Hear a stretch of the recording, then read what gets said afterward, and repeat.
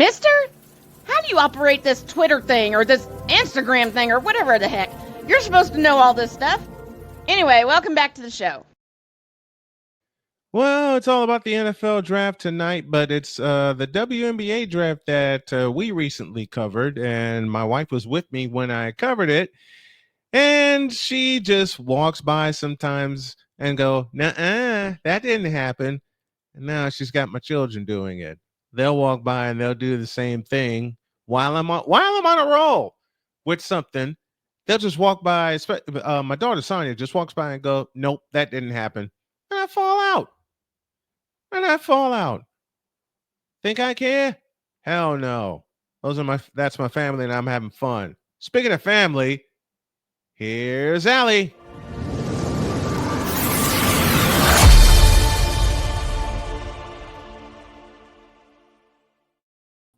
Mic Drop Moran is with us as she is every Thursday.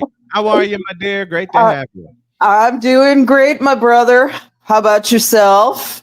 Let's see. Happily married, got children. They all tease me. They all pick on me. There's a 2.5-foot smile on my face whenever I talk sports around them, and they just come by and go, "Nope, that didn't happen." I'm wonderful, my dear. I am wonderful.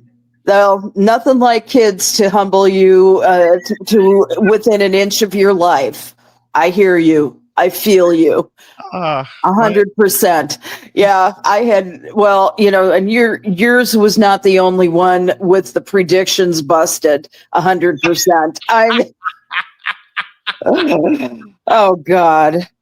Yeah, it's humiliating. But that's okay too. When I did my March Madness picks for the women, we did them live on the air, and right after I signed off, my wife took a look at my picks and she says, "You only have one pick right." I said, "What's that?" She says, "Look at your national championship."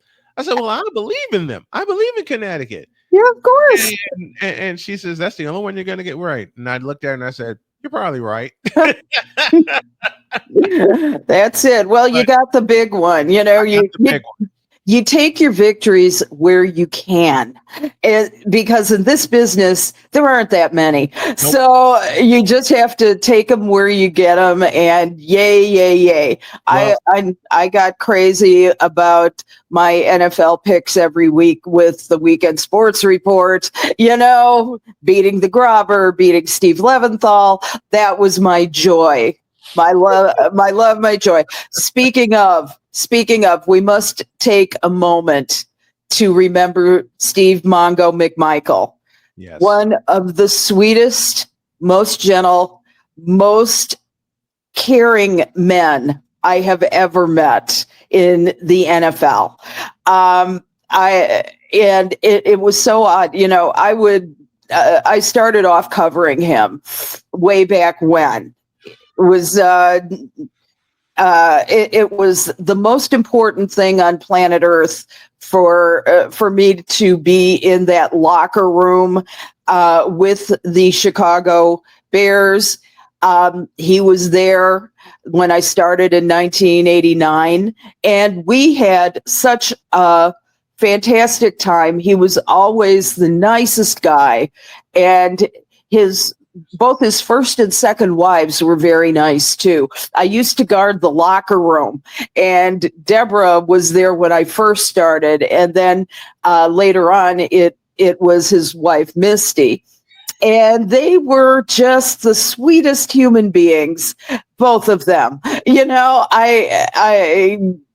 I was so happy when he got Misty, and then they had their daughter. That was kind of the fulfillment of Steve's destiny, so to speak, because football was only part of what this man was about. He was also about love. He was about sharing. He was about caring. Even I think it had to have been like 15 years later, I ran into him at a SCORE event, and he goes, "Darling!" And, he was in good shape then, and it was like being swallowed by a giant teddy bear when he hugged you. So he fought an incredible battle with ALS, Lou Gehrig's disease. He smiled as much as he could for as long as he could. I'm so glad that he was able to see himself be inducted into the Pro Football Hall of Fame in Canton, Ohio. You know, those kinds of things. I felt bad that Ron Santo couldn't revel in that long fought victory. I mean, it was sad he couldn't actually get to Canton, but his bust is there, and I am so glad for the ability that the NFL electors did to get him into the Hall of Fame before he passed, so he could have that joy. It's sort of like I can picture God saying something along the lines of, "Well done, good and faithful servant," and then saying, "Now, back me on that pass." You know, it's you know, I can just see him because he was a tough guy out on the. Oh my God, you know. He once said, and I can't remember if he said it to me or he said it to somebody else, but he said, "You can't be afraid to get in there and take the man parts." He's right. He's right. I met several of the 85 Bears, including Otis Wilson. Oh, sure. He said the same thing. Mongo says it all the time. Yeah. Right. I had the pleasure of meeting Mongo once. Oh, And he's a terrific guy. He We was. will miss you, Mongo. Absolutely. Definitely miss you. And that part of me, I don't know. I can't describe it. When I got the news, I cried. Being from Chicago and watching the Bears for many, many years. Watching him do his thing, Dan Hampton, as I mentioned, Wilson, Mike Singletary, and all of the Hall of Fame defensive players for that 46 defense, which was phenomenal. Oh my God, that defense was amazing. It's that defense was crazy. My wife and I talked about that defense like for hours one night. We were trying to go to sleep. And we remember every game that they play, every big game that they played in. And it's like you can't mention the 80s without mentioning that Bears defense. You just can't. No, that was the best defense literally of all time.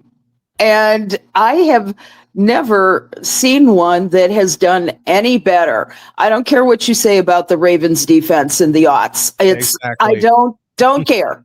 But and the thing is that the Bears have always had that defense. And, you know, until they tried to make themselves, and they're still trying to make themselves into an offensive team. And I'm going, why? Just why? This isn't going to work.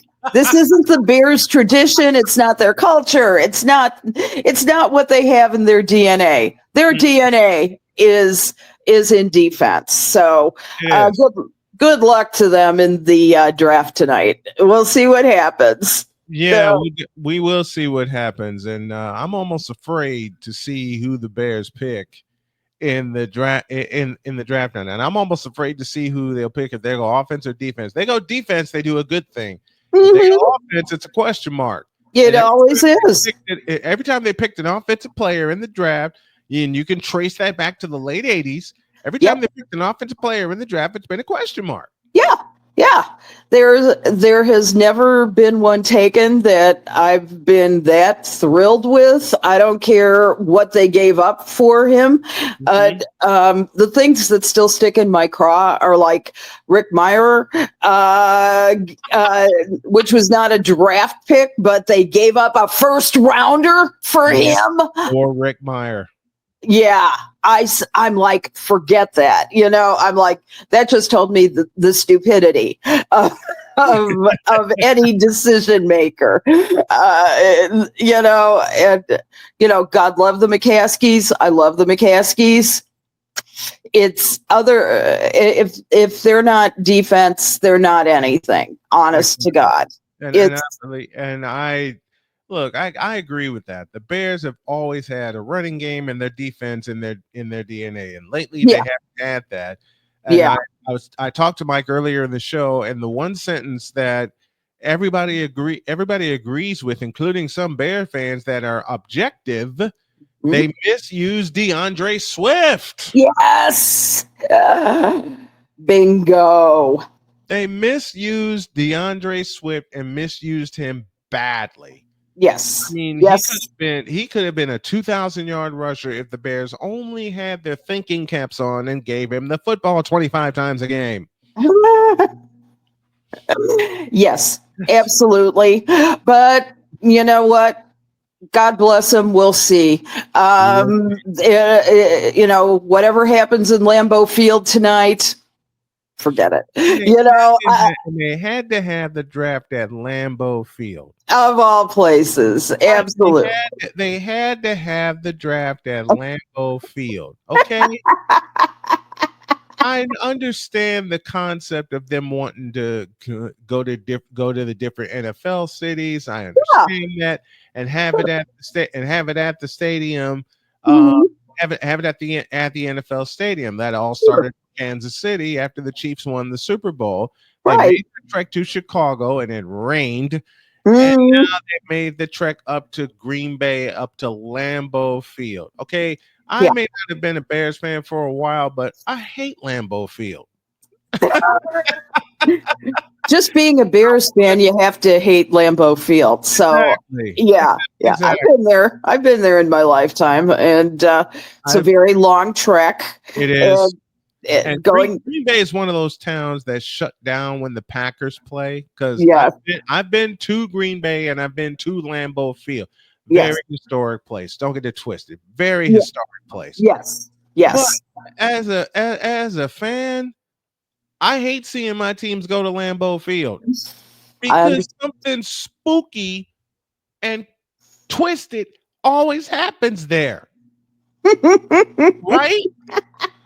Lambeau Field is one of those places where you're thinking, do I have to go there? You got to be thinking that as a player sometimes.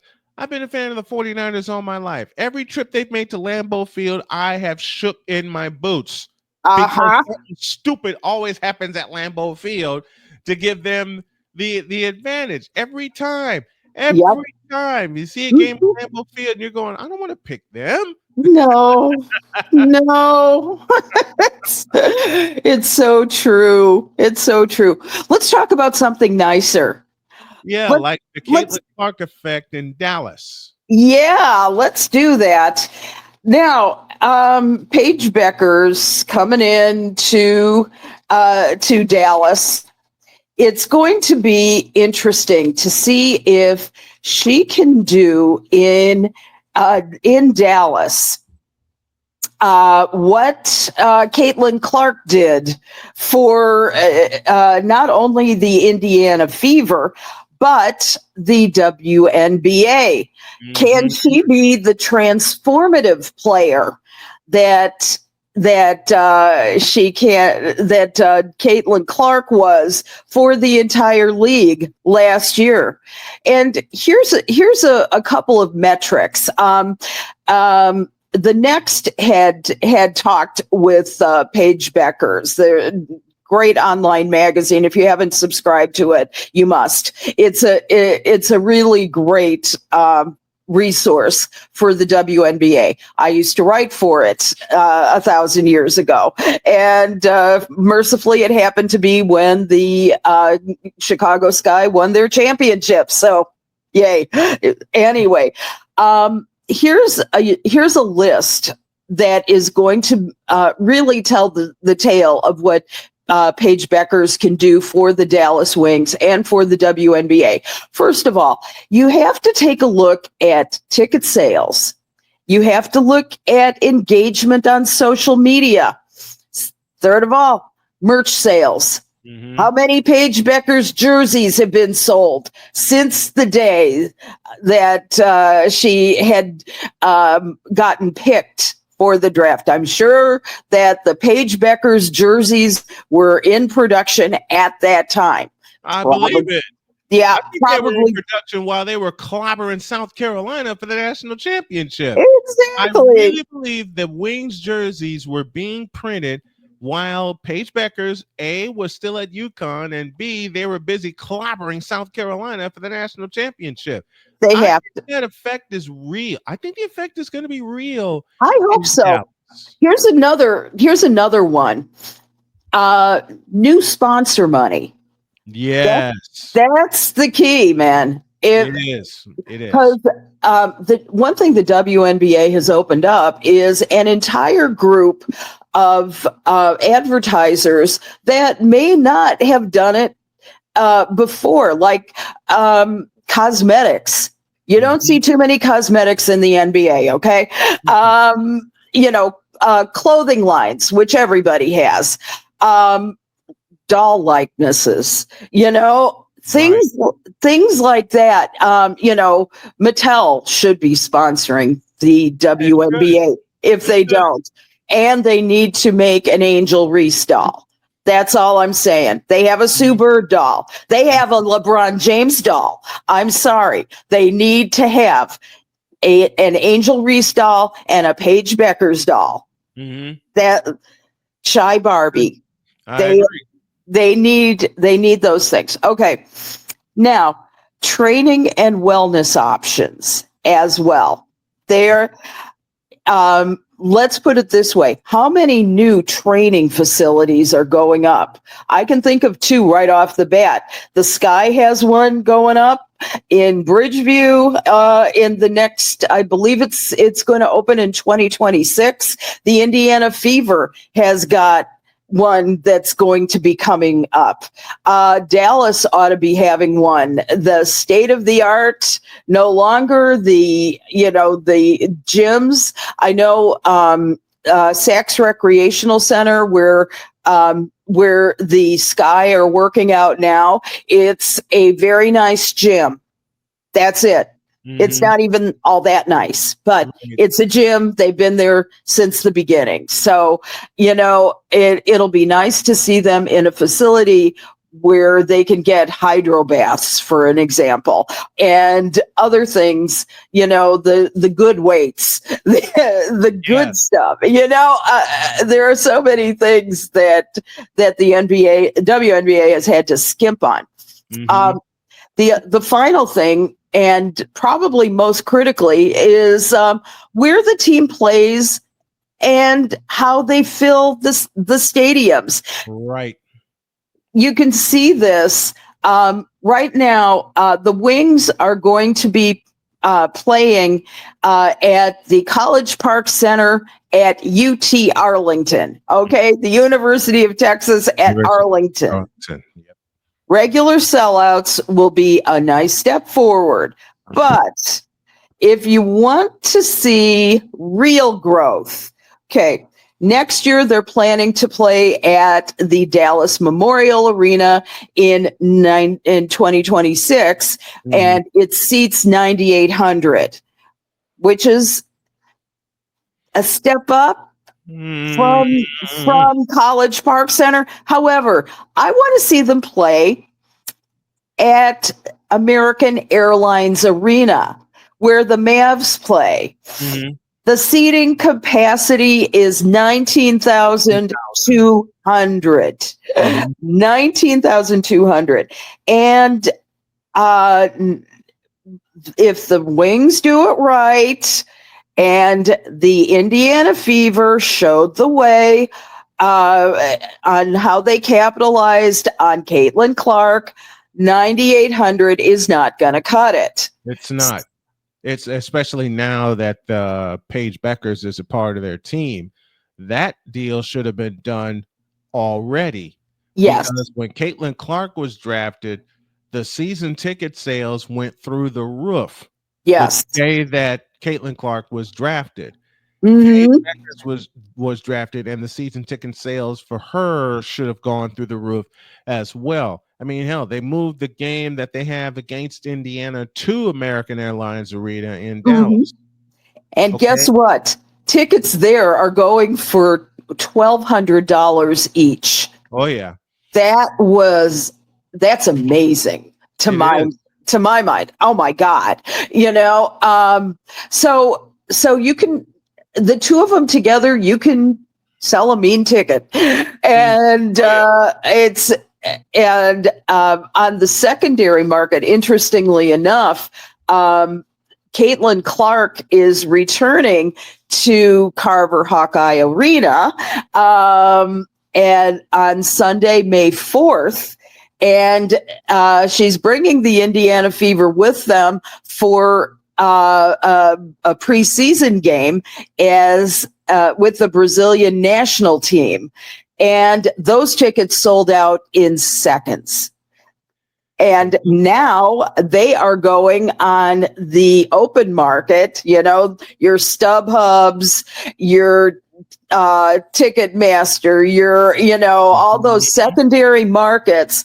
And I just looked, and the secondary market tickets are going anywhere from $169 to over almost $500. I think it was $483. So we're talking about a very marketable commodity here.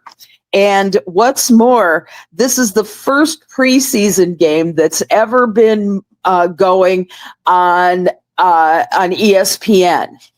No other game in history has been on it, but it'll be 3 p.m. Eastern Time, 2 p.m. Central Time on ESPN, May 4th, Sunday, May 4th. You're not doing anything. It's you got to watch this. Except that. Yes. Except that. Right. Folks, you got to tune into that. 15,500 at Carver-Hawkeye Arena. The joint sold out in a matter of minutes. That's it. When they scheduled that for Carver-Hawkeye Arena, I'm willing to bet you they bring the University of Iowa Hawkeye band out just to salute Caitlin Clark and the Fever. When she gets done, when they start signing autographs, the band plays on. So May 4th is going to kick off the WNBA season with a preseason game in Carver-Hawkeye Arena. You can't tell me that 2 million eyes are not going to be watching that game at the very least. I cannot imagine that it would be any less. So I cannot imagine that either. I can't wait. I can't wait for that one to kick off the WNBA season. Now, we've asked the question, could Paige Bueckers create a Caitlin Clark effect in Dallas? If they follow the Indiana model blueprint, if they follow that Indiana blueprint, the Indiana Fever blueprint, there's no way they cannot create a Caitlin Clark effect and call it the Paige Bueckers effect. And I think they will. I certainly hope so. I think by mid-season, I see them moving to American Airlines Arena, even though they announced they're going to play somewhere else. The likely arena for them to play will be American Airlines Arena because of the Paige Bueckers effect. It's going to be nuts. I sure hope you're right, hon. The thing that concerns me a little bit is that the Paige Bueckers appears to be a golden goddess, if this makes sense to you. The fact is that she's very pretty. She's very there's something about Caitlin Clark that's very humble and very, girl next door.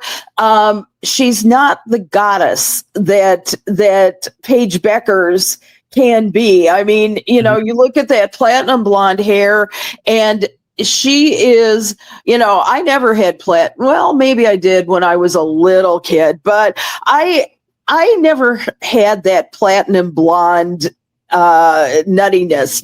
I was more,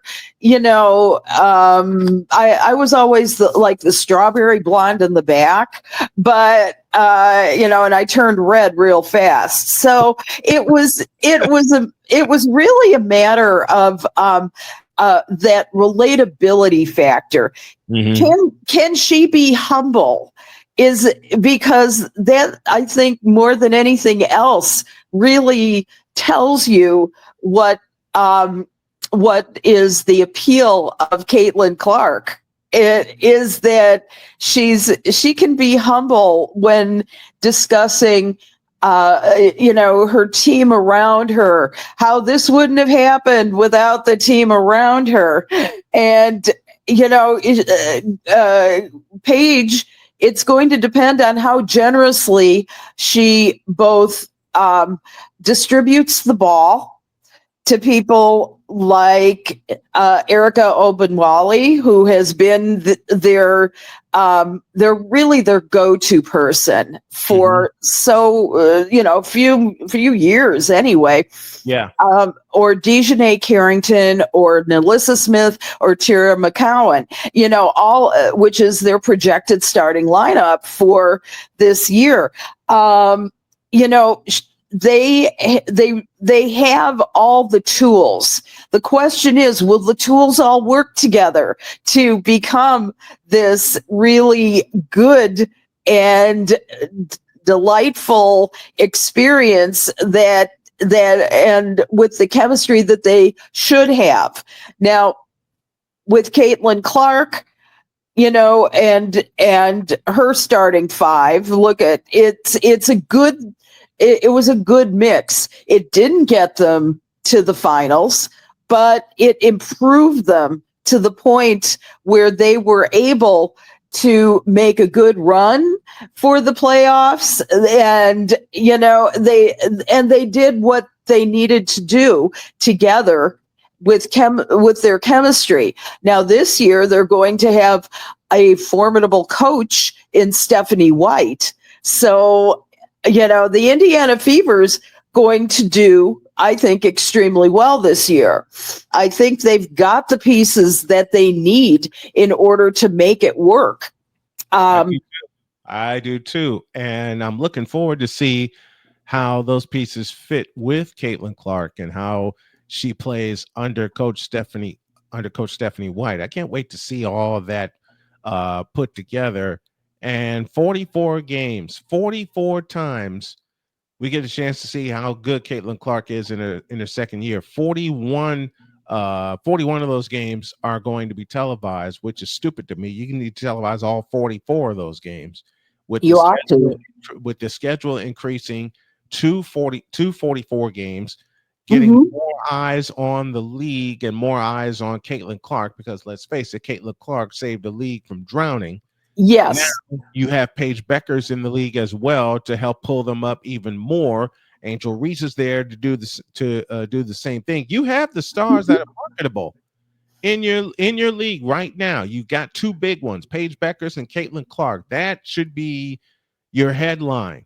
That should be your headliner, because the Wings game against Indiana would play that Gainbridge Fieldhouse, of course, and they're moving the Dallas game to American Airlines Arena because of the two headliners.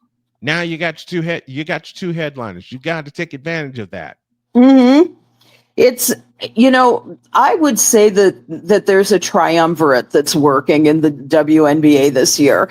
There is Angel Reese. We can never count her out because of the way she dominated last year, the way she got the rebounds. She's now the rebound queen as well. And the thing is, she's got a sophomore season as well. And so I would say that there's a triumvirate. The other thing too is that this is a very diverse field. This is a very diverse group. You cannot put two individuals out there who are, just one part of the culture. We need every culture represented. I'm so happy with the Golden State Valkyries because you've got the first Asian American coach there. And I think, my God, yeah, let's get the plethora in there of all of who you have. And I think it's exciting. Another word on the Dallas Wings is that they are going to be better because they have elite scoring along with defensive versatility. They will be so much harder to guard against now. They will be a very tough group to do that. So Carrington, Dejanay Carrington has two-way play at small forward, and Nalissa Smith has all-around skills that are just wonderful at power forward, and they are providing the depth and the flexibility on the wing. So, which is exactly what they need in order to become champions of the league. And I think you will see them make a very deep playoff run this year. I'm looking forward to it. Let's go to Golden State, new franchise in the league, the Golden State Valkyries. And the Valkyries. I'm so looking forward to seeing them play as well. What do you think their projected starting lineup is? It's going to be Julie Van Loo at point guard, Tiffany Hayes at small guard, then Kayla Thornton at small forward. You've got Monique Billings at power forward, and you got Temi Fegbenley, I think that's how you pronounce it, at center. Now, this starting lineup, again, blending the seasoned veterans from the special draft with strong defensive presence, which is something that they're going to be need. Now, Kayla Thornton has always been great. She's a good small forward. And then along with Billings rebounding and scoring, they're going to solidify those forward positions. And Fegbenley, forgive me if I'm pronouncing it wrong, but I think it's right. Brian, can you confirm that? Because you got it. I totally hate it when I'm not sure about how to pronounce a name. But anyway, they are a very good anchor at defense, and that's why I think they are going to be more like the Las Vegas Golden Knights from hockey in their inaugural season. I just see that it's going to.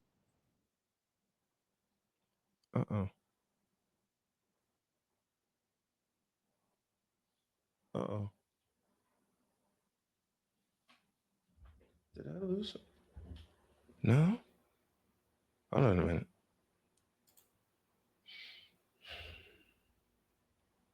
Uh-oh.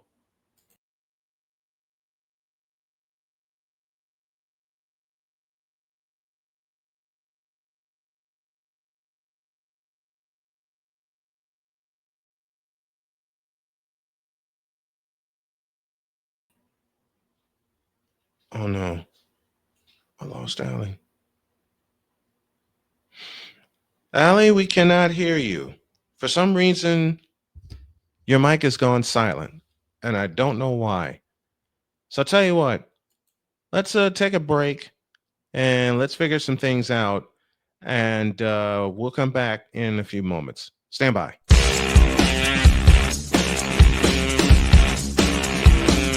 This is Snowman in the Morning.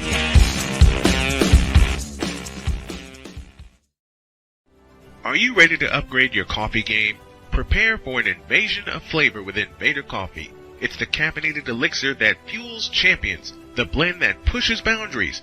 Whether you're battling deadlines or exploring uncharted territories, Invader Coffee has your back. Join the invasion at invadercoffee.com and taste the difference for yourself. Use the code SNOWMAN for 15% off your first order. Invader Coffee, veteran owned.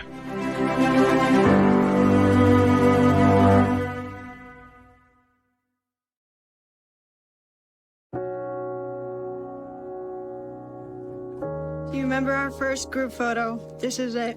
Smiles all around, even though we were all nervous. Who could have imagined that our first weekend together would soon turn into a lifetime of memories? You're an amazing young man. Your brothers and sisters really look up to you. They're a big brother. It's so cool to watch the adult that you've become, and you really have done as much for us as you think we've done for you. You know, it took 20 years, and I got my third child, who was 17 at the time.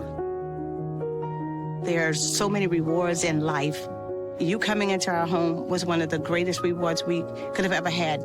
I ain't never felt so much love before in my life.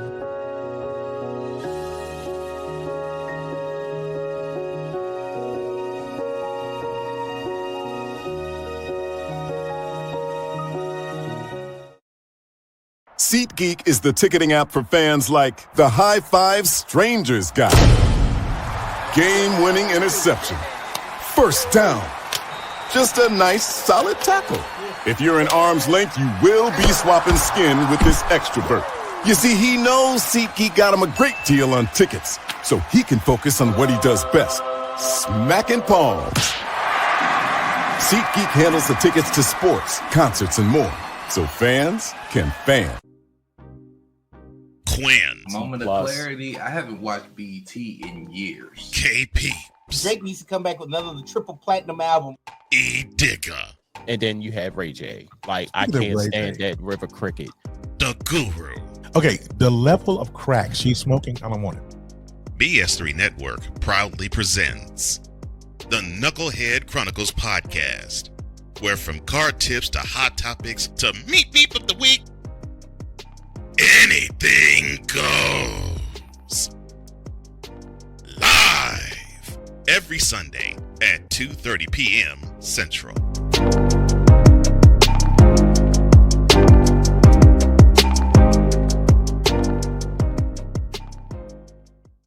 Sports bettors, listen up.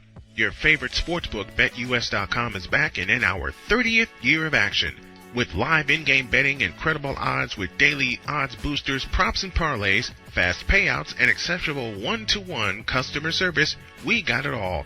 And when you sign up today and use the code Snowman, you will get a 125% deposit match on your deposit.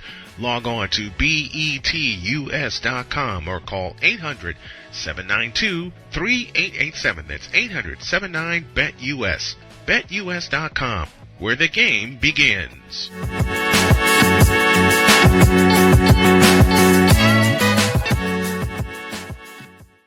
Attention sports fans, looking for the ultimate gear and apparel to show your team pride? Look no further than Fanatics, the #1 destination for sports enthusiasts. Visit snowmanmultimediasports.com today and shop a wide selection of officially licensed merchandise from your favorite teams and players.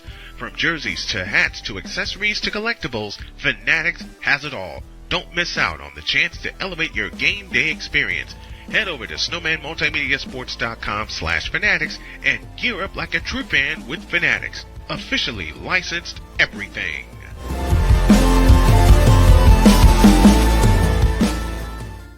It's no secret. Today's consumer wants convenience and likes things on the go. They want to be listened to and receive instant solutions to their queries. This can often make or break the customer service experience. That's why it makes convenient interactions easy for you. Whether your customers want to connect with you via text, Facebook Messenger, Google, Instagram, or website, all messages now come to the one easy-to-use inbox, so you don't have to check a dozen different sites from the platform. From here, you can send SMS or email, answer questions, schedule appointments, take payments, and close more deals simply by messaging back and forth with your customers. When someone searches for a business like yours, they will look at your reviews. So unless you have more positive reviews, they'll choose someone else. Luck makes it easy to collect hundreds or even thousands of reviews from your customers. Simply send a review invitation or create automation that requests customer reviews right after the sale, or maybe right after a service is completed.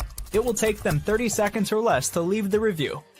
Now those reviews will show up on the search result and increase your ranking that matters most.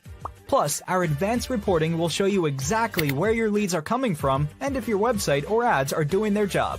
So why are you waiting? Put your business way in front of your competitors, get more leads, convert more of those leads to paying customers by getting started with today. Mister, how do you operate this Twitter thing or this Instagram thing or whatever the heck? You're supposed to know all this stuff. Anyway, welcome back to the show. I swear sometimes when we get on a roll, technology just decides to stick their foot in our backside and cause an issue. Can you hear me now? I have you now. All right. It happens every dadgum time. Every time. Since Allie and I have become friends, every time, I swear to y'all, every time we get on the same line together, something technological pops up. Oh, it's our chemistry, Brian. Messing with the universe. Every time we're on the air together, almost every time we're on the air together, something technical pops up. And we're both going, wait a minute. We didn't do anything wrong. Why is this happening here? Don't know. Don't know. It's okay. It's okay. Well, we soldier through. Yep, we soldier on. The power of a station break. Speaking of which, we owe y'all an ID. Let's pause for station ID. Very, very late. This is Snowman in the morning and all across our favorite networks. This is WBWS-TV Chicago.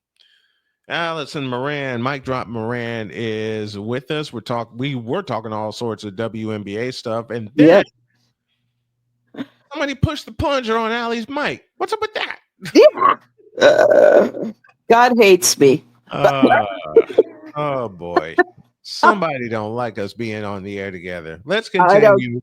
Absolutely.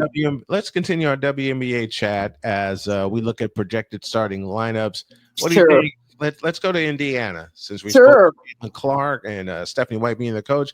What's the starting five on the floor that they put together? Okay, so it'll be, of course, Caitlin Clark at point guard. You can't not have that. Kelsey Mitchell at shooting guard. Then DeWanna Bonner. I can speak. Bonner. Yep. DeWanna Bonner at small forward and Natasha Howard, another forward, and then Aaliyah Boston at center. Now you've got, again, another great, powerful blend of youth and veteran experience. I thank God they kept Kelsey Mitchell because they had to, because, and I think that Aaliyah Boston has got so much strength and so much grit. I love that. And the thing is, DeWanna Bonner is such a presence. She's got leadership. She's got versatility at the wing. And then Natasha Howard at power forward adds grit and rebounding and defense at the four. Believe me, this is going to be a very powerful lineup, and I can't wait to see them on the floor. And they will be amazing. Did you put in your media credentials just yet? Yes, I did. Good. Yes, good. I did. Okay. I'm waiting to see this lineup, and I see this lineup tear it up this year. This is with the improvements that they've made and the positions that they made, because they were really lacking a power forward, as you and I talked about. Yes. Now that you get all the experience, even though Caitlin Clark is heading into her sophomore year, into her second year with the Indiana Fever. She has a full year under her belt. She got a month off last year, which refreshed her legs. She took the winter off to get some more rest and get some more extra work in. And now I think we're only going to see more of what Caitlin Clark can do. With a little maturity in the league, I think that's going to serve to her advantage. The other bad part, I think, though, is that a sophomore frequently goes through a slump. We've seen it time and time again, with the possible exception of Michael Jordan. The thing is that Caitlin endured so much over the last several years, not just her last year as a rookie, but as a senior. She also endured a hell of a lot to get her team to the championship game. And my thought is that just like last year, these teams are going to be gunning for one person and one person only. And this team's going to get beat up this year. Mm-hmm. I give credit to Stephanie White's staff. They recruited the best of who they could possibly get from other teams. I think they had a fairly good rookie class who could learn from them. But I think the problem is going to be that this team has got a target on their backs. And this is a league that's really unafraid of going after the top dogs and giving them the most incredible beating that you've ever seen. Mm-hmm. So to my mind, it's going to be just a dogfight. Yeah. And you're going to see a much more aggressive game. You're going to see a game that is not, did you see the Golden State game versus the Houston Rockets last night by chance? I did. Yes. It's that. It was a beatdown. It was. Yeah. Hope Jimmy Butler's okay. This is the kind of play I'm expecting throughout the WNBA this year, because it's a take no prisoners type of offense, and it's going to become just, I think, a bloodbath every night for every team. With the possible exception of the Golden State Valkyries, who are all new. But when you look at this roster, there are not a lot of rosters who have played together consistently through the years. Mm-hmm. They just haven't. Right. Look at the Sky. You've got Courtney Vandersloot, the general at point guard. She's going to be directing that offense. And how they attack is going to be really important. You also on the team have Ariel Atkins at shooting guard. You've got Rebecca Allen at small forward. You've got Angel Reese at power forward, and you've got the great Camila Cardoso at center. And the thing is that it's going to be. Vandersloot has ended up bruised and battered most of her WNBA career. Correct. Yes, and she has now. Atkins brings defensive abilities, and she and Courtney are going to make a really great team. And along with Reese coming out from her standout rookie season, we know that she's going to be a great rebounder and a great scorer again this year. However, they've got targets on their backs as well, especially Angel, because Angel is so pretty. She's got a pretty shot, and she too is entering a sophomore season where she's gonna have to get dirty, I think. Yeah, I do. I think so. Yeah, it's gonna be really hard. It is. It is. I'll tell you. I'm sorry. Go ahead. One more team to look at, and that's the defending champion New York Liberty, picking up their first WNBA title. And ever. To be the champs, you have to beat the champs, and they have a powerful lineup that can't be beat. They sure do. They've got Natasha Cloud at point guard. They've got the great Sabrina Ionescu At shooting guard, you've got Betnijah Laney Hamilton. She is recuperating from surgery, but she's projected to be in the starting lineup as we go forward. And then we've got Brianna Stewart at power forward and John Cole Jones, of course, at center.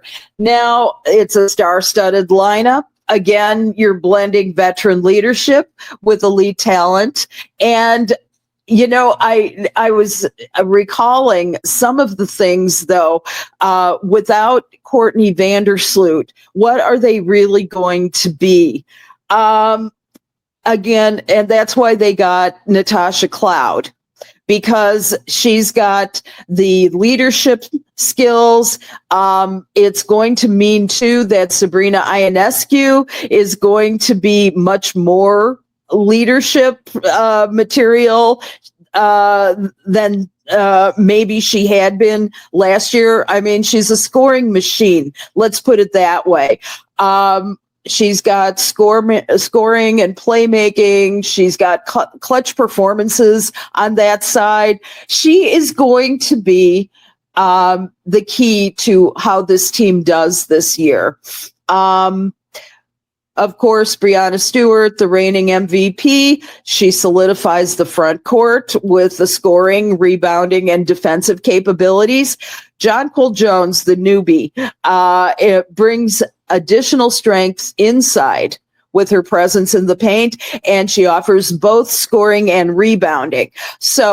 But one of the interesting things that I've heard with this lineup is that a lot of fans are looking at this lineup and saying they're never going to repeat. They can't repeat. And I will take issue with that, because I think they could, given the proven veterans on this team. The question that I'm going to have, though, is about their chemistry together. And that is the key to whether they can repeat as champions or not. I know that Brianna Stewart, who's also, by the way, one of the Time 100 people, along with Nafisa Collier, as some of the most influential people because of Unrivaled. God bless him.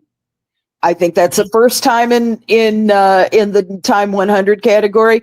But I'm seeing that that the New York Liberty will certainly be good, if not great. It's going to be a fun season in the WNBA, just like it was a fun hour with our Token Female Takeover and Alison Moran. Thank you, my dear, so very, very much. Love having you on each Thursday. Can't wait till next week. Same here. Thank you, Brian. Have a great week. You too. Love you.